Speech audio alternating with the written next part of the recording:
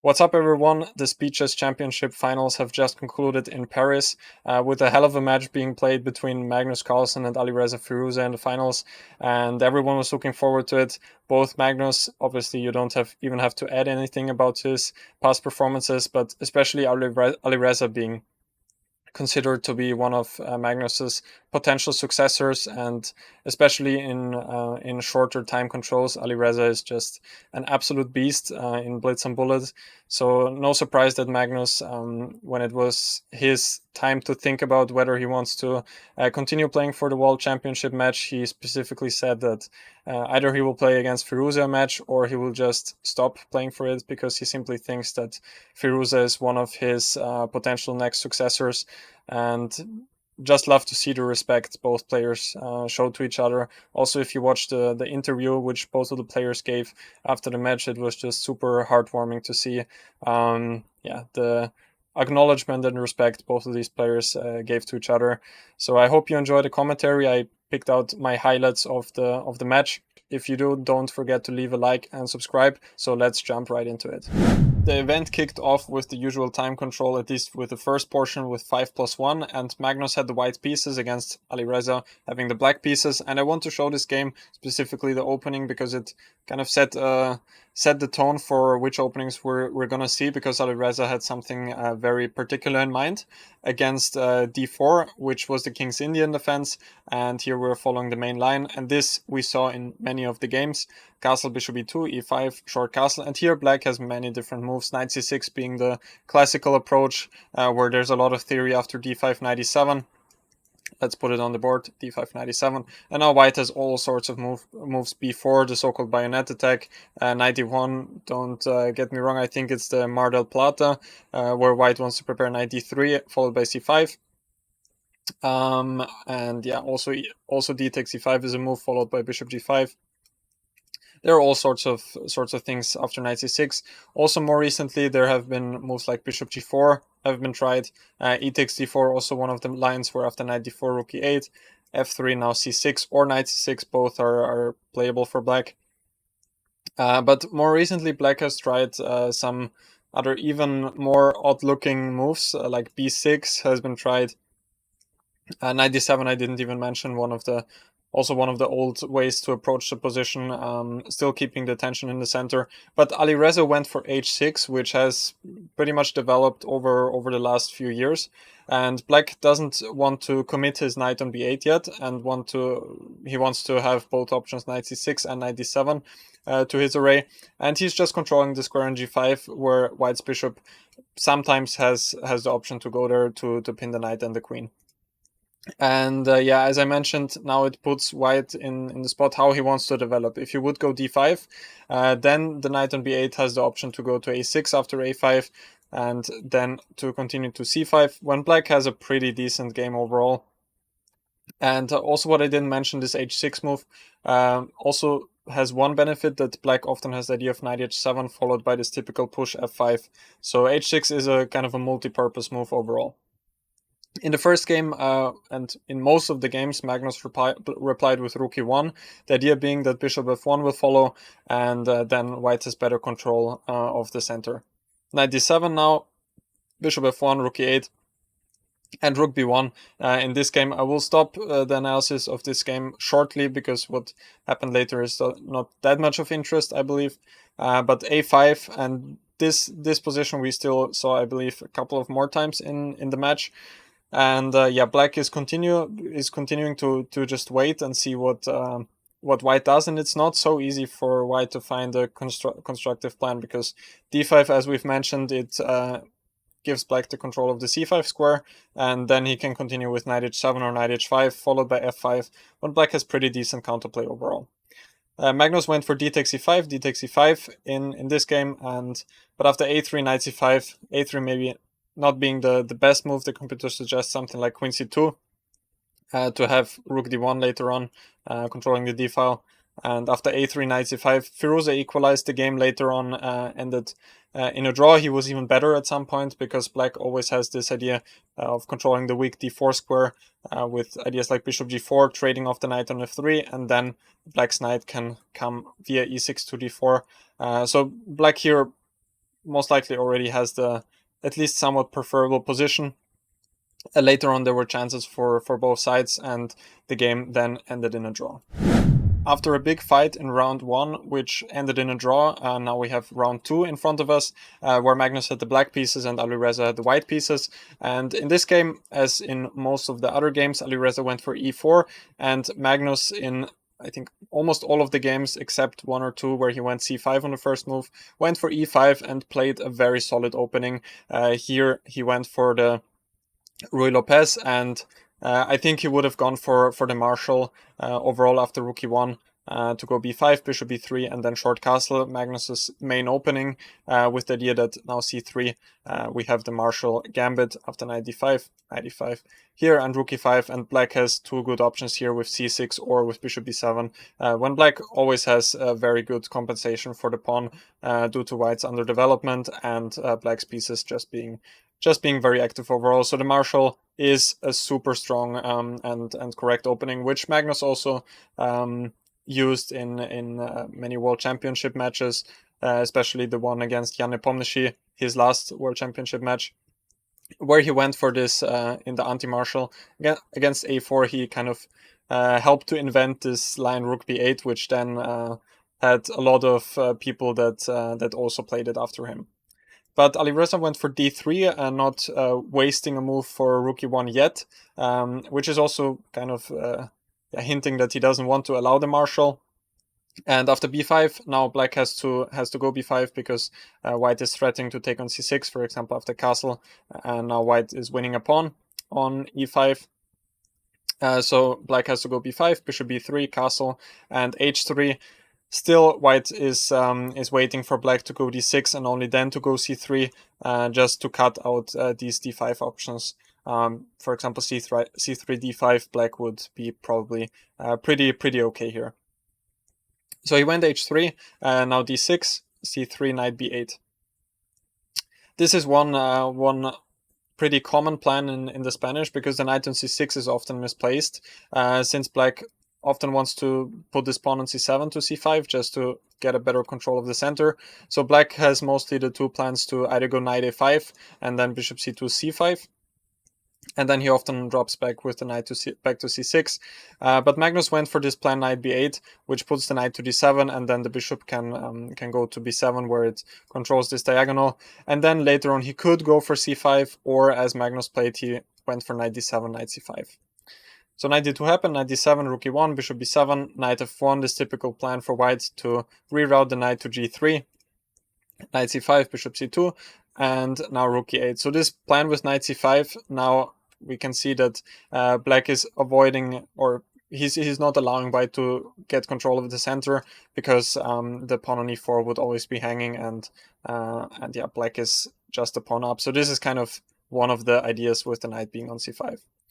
Firouzja went b4, knight d7, and now he went bishop b3, which I thought that he should go a4, just to put some pressure here on the queen side, since after bishop b3, now black was the first one to have some fun here with a5, and now I already thought, even though the position is still completely equal, it seems like it's a bit easier to play already. For black, he just gets control of the center, and after bishop d2, now c5, another very strong move by Magnus. And here we see these 5 pawns being on the 5th rank, but there's a lot of pressure, especially on this pawn on b4. And white doesn't want to take on c5, because then knight takes c5 hits the pawn on d3, and this whole center for white is now not really stable. And he also doesn't want to take on a5, because now after c4, for example, bishop c2, then black can take back the pawn on a5, and then white has this weakness on a3, and white would be much worse here. E takes d5 happened in the game, but now, as we will see, a lot of pieces exchanged. But here, even though this position again is equal, I think that black is to be preferred, because the pawn on b4 is a long-term weakness. We see that the bishop on f8 is a dark squared bishop, and bishop on d2 is also dark squared. So black's bishop is attacking the pawn on b4, while white has to just defend it. So black is definitely in the driver's seat here. Queen b2 just protecting the pawn, queen b8, queen b3, knight b6. Pawn on e5 is still protected by the queen and the rook, so white can never take here.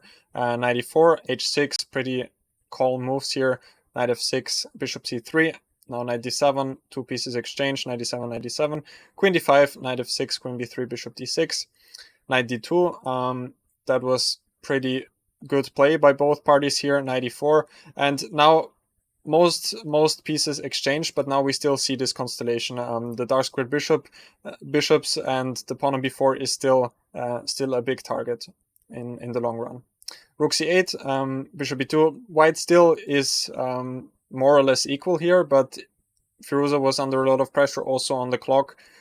So there was one moment then when he kind of missed a bit to the right continuation, which was here after queen d7. When he went rook a1, intending rook a7, but he should have probably went for bishop c5 just to exchange these bishops, and then the draw would have been quite near. For example, if black would just take here, then here white is even better. Yeah, he's winning now the pawn on b5. So this would have been the best option for white to most likely secure the draw, but he went rook a1, and now after queen takes d3, queen takes h3. Queen d3 might have been better according to the computer. After queen h3, again, white had some chances to hold, but they were far from easy. Rook a7 was played. This was still more or less okay, but here, now after rook b7, rook d5, this was the last chance for Firouzja with bishop c5, giving another pawn, which probably is a draw after king g2, even though black is 2 pawns up. But the king on f8 is just passive. The rook on b7 is very active, so this would have still given white some chances to draw, but also not easy at all. He went king g2 instead, but now the pawn on b4 was just hanging, and yeah, Magnus won this without any trouble, being 2 pawns up, and this put Magnus in a 1-point lead in game 2, which Magnus Carlsen won.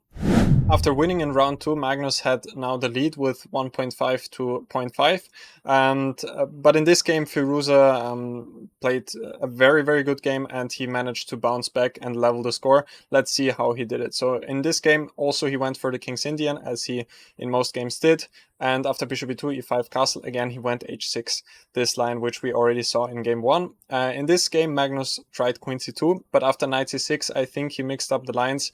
He went d5, when after knight d4, now he had to go back queen d1, and black is already more than equalized here. So white already has to be careful here not to be worse.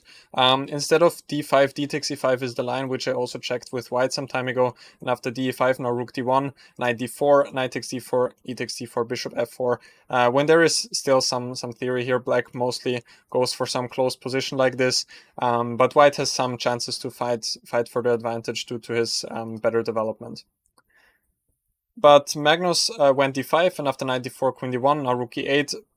Firouzja could have also taken on e2 already and then go for knight h5, but he had something similar later in the game. After rook e8, now his point is that after takes, queen d4, now he has knight takes e4, with the rook protecting the knight on e4, and the queen on d4 is hanging, so this would be very bad for white. So Magnus went bishop e3, but after knight e2, queen e2, now knight h5. Of course, this would have been a bit better with the rook still being on f8, because the rook would then support an f5 push, but still I would prefer black here, having the bishop pair and having already pretty good chances to play on the king side. Knight e1 happened, knight f4, queen d2, and now f5. And Firouzja already started his play here on the king side, just rolling down with the pawns. c5, now b6, breaking the pressure here, forcing white to exchange these pawns. And after cd, now rook c1, he took on e4, and now bishop a6. So this bishop now not doing anything on this diagonal. He realized that the bishop is very well placed on a6, also forcing the rook on this kind of awkward square in f2. Now rook c8, so black now is not only playing on the king side, but also puts his forces on the queen side, which makes a lot of sense just to play on both sides in this position. Now b4, queen d7, a4, and now Magnus wanted to block out this bishop with b5, so Firouzja went bishop c4, b5, rook c7, intending to double the rooks on the c-file. And now he went queen g4, which I really liked during the game, because now he has both of these rooks having control of the c-file potentially, and white's pieces have been bothered here on the queen side. Now they're kind of shifted there, so now he uses the chance to also start some play on the king side. And king h1 already being a mistake, knight h5. Instead of king h1, it was already pretty tough. Computer argues bishop takes f4, but I think no human would go for this after e takes f4. The bishop on g7 is just opening up, and at least practically speaking, this looks very dangerous for white as well. So king h1 makes a lot of sense, just stepping out of knight h3. Knight h5, now a5 was a good move, trying to get some counterplay on the queen side. Bishop e5, rook c7, rook c7, and now queen b4. Again, another good defending move. Queen d7, bishop b6, rook c1, bishop e3. But Magnus still, the position was so hard to play that he's still in a lot of trouble here. After rook b1, there's just so much pressure on the first rank, and after rook c2. Now there would have been a good chance for Firouzja to almost end the game immediately with queen f7, with the threat of queen f1, and after rook f2 back, now queen g6, and white can never take on b5 because the knight on e1 is hanging, and now also queen takes e4 is in the air. So this would have been a better way, but he went knight f6, which is still better for black. But now Magnus managed to exchange rooks, and here at least many of us thought that Magnus might still hold it, but Firouzja again managed to put a lot of pressure even in this scenario here with bishop e2, and I thought that his plan is to go bishop h5, bishop g6 to put pressure on the pawn on e4, but he went for queen g4, which is also not a bad try. Queen b5 according to the computer is the strongest, because after takes now white doesn't have a way to protect the pawn on e4, and therefore would be lost. But he went queen g4, and after queen d6, queen e4, he's still in the driver's seat after knight takes d5, which is a question mark move, but still, position is very hard for white to play. Queen c6, king h7, and now he went for this endgame here. Apparently white should have kept the queens on the board with something like queen c1 or simply h3, but the position seems almost lost, at least. Black has the bishop pair, is a pawn up, so we cannot really blame Magnus for not holding this position. It just looks very, very bad for white. Queen c2. Now Alireza went for the endgame. King g6. I don't understand why it's a question mark. It's always important to bring the king in the endgame. Computer says that e4 right away might have been stronger, but I think king g6 is very logical and also very strong. Knight e3, knight f4. I think knight takes e3 would have been quite a big mistake, because now white may have some chances of setting up a fortress, and therefore Firouzja went for knight f4, which still keeps some more pieces on the board. And now the pawn was pushed, and after g3, here knight takes d3 was probably the last mistake. He could have gone for something like bishop f2 when the position is still almost lost for white, but he has some chances of still trying to make a fortress and just holding everything together. After knight takes d3, now the pawn was just too strong, and after knight c3, now Firouzja just queened and was a piece up, and later on he won without any difficulty. So I think one of Firouzja's best games, where he won very convincingly with the kings in the end. After leveling the score in round 3 of the event, Firouzja now had the white pieces. This was round 4 of the match, and here Magnus made a shocking move, which the commentators were screaming. I was almost screaming when I saw it. He played g5 in this position, which is a big mistake, because the square on f5 will just be super weak, and he probably thought that hg5 is forced when after bishop g5. Now black would be completely fine, because bishop takes e3 is in the air. Also h4 will come when white's king on g2 might become weak, but white doesn't have to take on g5, and Firouzja found the way with rook d6. I just want to mention here, in this position, something like queen c7 might be better, and then to have bishop e7 as an option, just controlling the square on d6 so that the rook cannot enter, and the position would be very, very much equal. There's not really something to do for both sides. Black has a hard time developing this bishop to an active square, but also white doesn't have any entry squares after bishop e7, so it would most likely end in a draw there. But Magnus went g5, and now Firouzja found rook d6, which was very strong, and after g takes h4, now rook takes c6, and what Magnus probably missed was that rook takes c8 is now a big threat when knight f5 will come.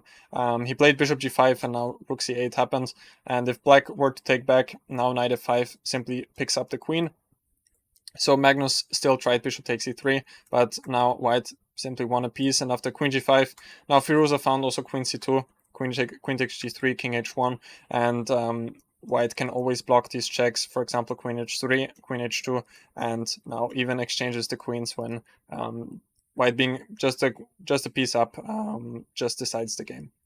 Magnus tried king h6, but again queen g2 and went into the endgame, and after rook e1, just consolidating, Firouzja won without any difficulties. So this g5 move was a shocker, and this put Firouzja in a 1-point lead already. So the standing was 2.5 to 1.5 after this game.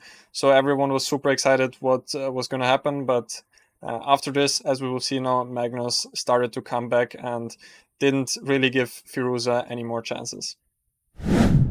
The next game I would like to show you was in round 10. Magnus already had pretty much of a clear lead, and this endgame is just very instructive because, as we all know, two knights and king against the king is always a draw. But if there is one pawn still on the board, then it can be very tricky, and Magnus had the black pieces here, and this position is actually winning, but of course with seconds on the clock it is very hard. I just want to show you how the game proceeded. Magnus played king c2, and he did not find the way to generate mating threads. The king ran out, and then it was already 50 moves were played, and therefore after a couple of more moves the game was declared a draw. But in this moment, the king is actually boxed in, and here Magnus had the chance to play knight d3, and after f4, now knight takes f4 would be a huge blunder, because now white just has a draw here, king f2, and the king will just run out. There's nothing to be done here, but as we will see, it's very important to keep the pawn on the board.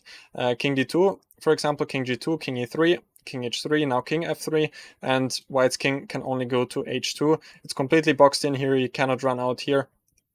And now after king g4, we continue to take space from the king, and now we can see white has to push the pawn, and in this position, this would be a draw if the pawn wasn't here, but after knight g4, it's not stalemate, because white can still push the pawn, and now after knight f2, it's checkmate. So always be careful. If there are only two more knights on the board and the pawn, it can be dangerous. So if you're on the white side here, it's always good to get rid of this pawn as soon as possible, or to push it as far further as it is possible. Otherwise, it can be lost, as in this game.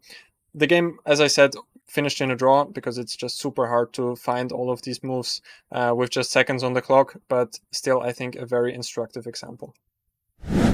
In game 22 of the match, Magnus started to have some fun. He already had a 10-point lead at that point. So in this game, he went for the Italian with black, and after knight g5, he went for the fried liver with knight takes d5, and kind of this trap which everyone knows that it's bad for black, but surprisingly it's actually not so easy, and Magnus even had a better position, even though he lost later on in the game. Now knight f7, this is all pretty much well known. Knight c3, knight e7. Now white is black is still defending against this pin here. According to the engine, knight b4 is a better way to do so, but still after castle there will follow d4, and black is still in a very tough spot. He went knight e7, short castle. Now apparently d4 right away would have been a bit stronger, but it probably doesn't make a lot of difference. After castle c6, now Alireza still went d4. Magnus went b5, pushing away the bishop, and after a5, rook e1, now knight g6. Now knight e4 was played in the game by Alireza, which then allowed Magnus to even equalize, at least almost, even though the king on e6 is one of the most active pieces for black. Now we can see already the engine goes even to black's favor. Instead of knight e4, there was an instructive win with knight takes d5, c takes d5, and now bishop g5 is a very strong move. Winning a tempo on the queen, and if the queen recaptures, then after queen d5, the king is not very safe. The computer says king f5 is the best move, when white can at least always just take the rook, and white has not even a lot of material down, and the king on f5 is always close to being mated. But after knight e4, bishop e7 happened, d takes e5, rook f8, queen h5, and after a4, queen h7. Now the game just completely lost control. Alireza still won the game later on, but then it just decreased the 10-point lead to a 9-point lead, which did not make too much of a difference for Magnus, and he had his he had his fair share of fun with this line with knight takes d5. The last game I would like to show you was played in round 28, and here it was already clear that Magnus would win the match. The score was, I think, 19.5 to 7.5, so even mathematically speaking, there was no way for Alireza to catch up, but Magnus still just continued to show his absolute best, and I think this game was another just example of how much of a beast he is, and he just completely outplayed Firouzja in an amazing manner in this game. So d4, knight f6, c4, d6. Magnus tried some very offbeat openings in the end, since he just wanted to have his fun and did not really care about how the games would go, because the match was anyway already won for him. Now he went for this sort of King's Indian, and after e4, now b6. Another pretty modern way of approaching this line with black. Back in the day, most black players would go for c6 and then something like queen a5. Also, rook e8 is very logical, and then followed by e takes d4 and then knight c5, putting pressure on the pawn on e4. But Magnus went for this modern line b6, and d5 is kind of what black is hoping for. I believe that white should go for something like queen c2 and keep the pressure here, not going d5, closing off the center, and after bishop e7, something like rook e1 to support the pawn on e4. And if black were to go rook e8, then in many cases, then it's time to push d5, because now the bishop on b7 is first of all misplaced, and also the rook would actually like to be on f8, because black wants to go for this f5 push when the rook is way better placed on f8, just supporting this f5 push. But Alireza went d5, and now a5, knight e1, knight c5, knight d3, and now Magnus just has a very good King's Indian with knight d7, knight c5, and then f5 to come. Alireza went bishop e3, f5, now a3, and he allowed f4, which was another probably a big mistake here. He should have gone for ef5, gf5, and then f4 just to block this push for black to push f4 himself. When the position is probably around equal, but after something like knight c5, queen d2, e4, it still looks like black has certainly not the worst chances here, with the bishop on g7 finally opening up. But Alireza went a3, and now f4, bishop d2, knight c5, pushing away the queen, and now f3, forcing the bishop back to h1. And as we will see later, the bishop on h1 never made it out and never saw the light of day anymore in this game. a4 happened, another very nice move to just avoid white from getting any counterplay with b4 himself. So a4, bishop e3, bishop d7, queen d1, queen f6, protecting the pawn on f3, and Alireza traded, but now g5, another nice idea, just to cement this prison for the white's bishop on h1 with g4 to come. Knight b5 happened, Magnus took, and now went g4, so white is just playing with a piece down here basically. h4, now he doesn't want to take on h3 when the pawn on f3 is a target. After rook e3, the white's bishop would finally come out again. So rook b8 happened, now queen d3, and Magnus just slowly brought his queen over and wants to pick up the pawn on b5. Alireza took, rook b1, and now bishop h6, another very nice move. The bishop on g7 was not doing anything much, and here it's just very nicely controlling this diagonal from h6 to c1. Queen c2, rook a8, now b6, c takes b6, rook takes b6, and now Magnus just picked up another pawn, queen b2, rook a7, avoiding any rook b7 tricks here along the 7th file. Alireza went king h2, now king g7, rook c6, rook b7, queen a2, and Magnus repeated once, and now he understood that he could go queen b7, because if white were to trade and take the pawn on d6, now this endgame is always just lost, because the pawn on f2 will fall. If white wants to defend it with king g1, black could at least go check and rook f1 and then pick up the pawn on f2, when white's king will also be in a lot of trouble, almost being mated there. Alireza tried to keep queens on the board, but now rook a2, and again there are many mate threats there, and king g1, queen b2. Another strong move by Magnus, because queen takes e5 was now in the air, and queen b2 both threatens to take the queen, and also hinders white from taking on e5 with check, so the queen on b2 is also defending the pawn on e5. Alireza traded rook c6, and after bishop e3 check, he resigned because king f1 is the only move, and now rook b1 is checkmate. So just very dominating performance by Magnus, even in the last games where he did not have to win anymore to decide the match for him, but he still continued to perform on an insane level. So I was just super impressed by how he played. Very much deservedly won the SEC with the final against Alireza with a score of, I think it was 20.5 to 7.5 in the end. So yeah, it just continues to prove how much of a just insanely good chess player he is. So I hope you enjoyed this mini series on the SEC. I just wanted to highlight on like how good Magnus played, and wanted to show you some of the games. So if you did enjoy it, make sure to subscribe to the channel. Would leave a like, leave a comment. It would help out the algorithm a lot. Other than that, thank you for watching, and see you in the next videos.